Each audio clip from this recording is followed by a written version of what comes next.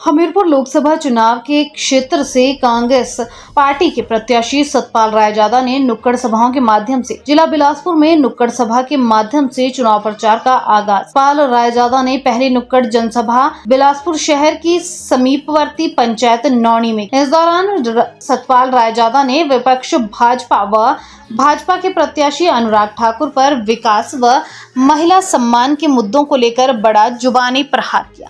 उन्होंने भाजपा के वरिष्ठ नेता अनुराग ठाकुर के द्वारा पूर्व बागी विधायकों एवं भाजपा प्रत्याशियों के मामले को लेकर भी सवाल उठाए। रायजादा ने कहा कि जो हमारा भाखड़ा विस्थापित लोग हुए हैं तथा पानी पर जो हक सरकार का बनता है तथा हिमाचल का पैसा केंद्र की एजेंसियों के पास है तथा खासकर एनपीए जो कर्मचारी का पैसा केंद्र के पास है, वह कम से कम इस चुनाव में वायदा ही कर दें कि अगर उन्हें प्रतिनिधित्व करने का मौका फिर से मिले तो हिमाचल प्रदेश का वह पैसा कर्मचारियों को वह वापस करेंगे। इसके बाद रायजादा ने भारतीय जनता पार्टी पर प्रहार करते हुए कहा कि हिमाचल को भाजपा केंद्र सरकार अनदेखी कर रही है तथा किसी भी कार्य पर वह खरे नहीं उतरे हैं। उन्होंने जनता से आग्रह किया कि सभी लोग एकजुट होकर कांग्रेस को अपना मत कराएं।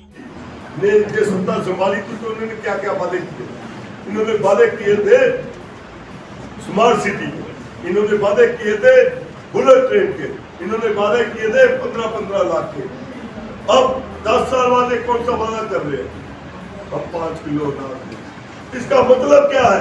इसका मतलब ये है कि जब मनमोहन सिंह की सरकार थी तब पैसा उन्होंने जो है हिंदुस्तान के अंदर पैसा।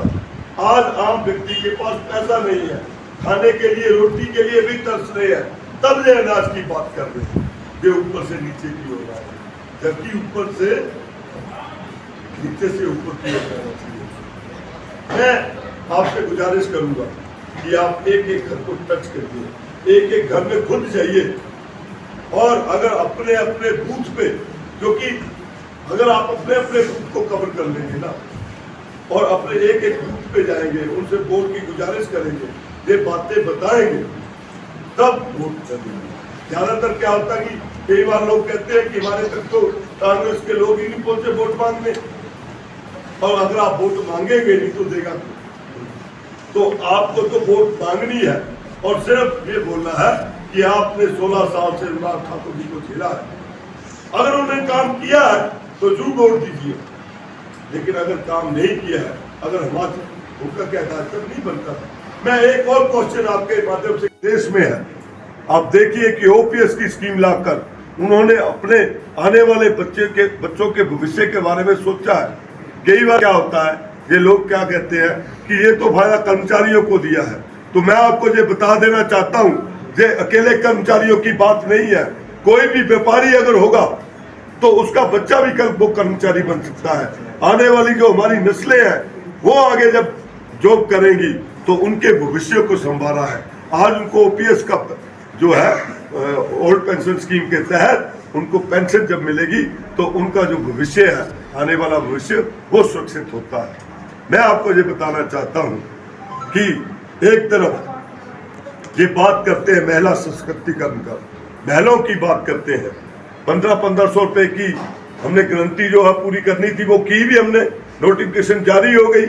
उससे पहले जब नोटिफिकेशन जारी नहीं हुई थी तो बार बार बोल रहे हैं कि 1500 कब देंगे, लेकिन जब जारी होगी तो जब चुनाव आयोग में चले गए, चुनाव आयोग में जाकर इन्होंने रोका उसको, लेकिन चुनाव आयोग ने भी उनकी इस बात को बाद में नकार दिया और चुनाव आयोग ने भी ये बोला है कि ये स्कीम जिस तरीके से काम कर रही है, महिलाएं अपना फॉर्म जमा करा सकती है। वो बीजेपी का कहां से लड़ रहा है और कांग्रेस का कहां से लड़ रहा है, दोनों ने जवाब दिया नहीं। ये जो विधायक हमारे साथ आए हैं इनका बहुत बड़ा जनाधार था, यही जनाधार वाले व्यक्ति हैं। मैं उनसे पूछना चाहता हूं, क्या वरिंदर कंवर जो बार बार जीत रहे थे और मंत्री रहे आपकी पिछली सरकार में, क्या वो जनाधार वाले व्यक्ति नहीं थे? मैं पूछना चाहता हूं धवाला जी, क्या वो जनाधार वाले नेता नहीं थे जिन्होंने इनके पिताजी को मुख्यमंत्री बनाया? मैं उनसे पूछना चाहता हूं, आपने तो सत्ता प्राप्ति के लिए, आपने तो जीतने के लिए उस राजेंद्र राणा को भी गले से लगा लिया जिन्होंने आपके पिताजी के ऊपर हजारों ब्लेम लगाए, हजारों तरह जलील किया उनको। आप किस तरह के व्यक्ति हैं?